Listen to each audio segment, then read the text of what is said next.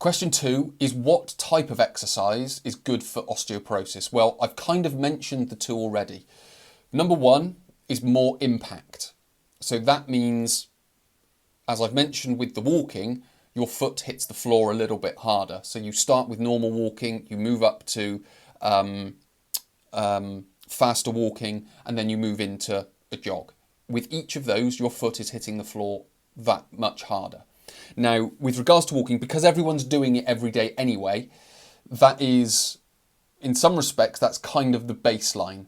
So it may be, as a way to build up capacity, is to go on longer walks than you feel you're able to, and then moving into faster walking and jogging if that's your choice. The second sort of category or group of exercising is muscle strengthening.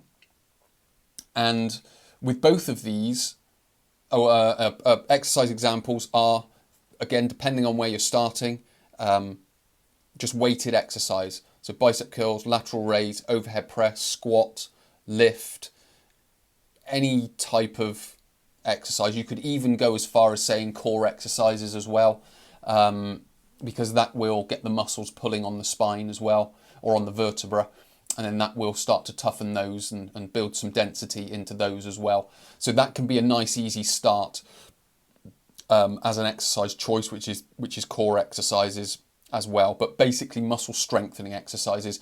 And what we're going to talk about later will involve core exercise, because we're going to talk a little bit about sort of the journey to go on with regards to muscle strengthening. So as a very sort of broad category of exercises, we want to start looking at impact. Obviously, if you then take it on a bit further, you can then start talking about sports. Obviously, one that is taking on quite a foothold, certainly in the UK, and I would imagine around the world, is paddle. There is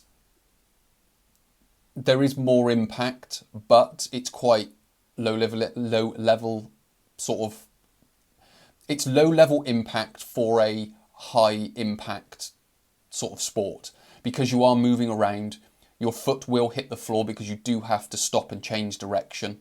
There is an element of jogging in it, but the court is quite small and you are able to not walk around the court, but it's not like you're sprinting around the court from left to right, forwards to back and things like that, because the court is that much smaller. So again, you can think about the sport to do with regards to the impact that you're doing. Obviously, rugby is going to be a very high impact because there's a lot of sprinting, there's tackling, so on and so forth. So as an example, that's not going to be terribly useful.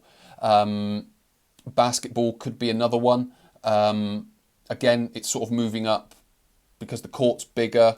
There's a bit more sort of sprinting involved. It may not be sort of 100% sprinting, but it will be more than paddle. So you can start to see there is a scale of impact that comes with it. So you would choose the lower impact sports, if that makes sense, which will be in sort of the higher category of impact. So as I've mentioned, you would start like the walking, the fast walking, running, and then you could probably look at paddle or a lower impact type of sport like that. And with regards to muscle strengthening, again, you would start with the simple, safe exercises. Then you would move into sort of bigger exercises, squats, deadlifts, overhead presses, pulls, push-ups, things like that, which are going to be adding more impact because of the extra weight that comes along with doing those exercises.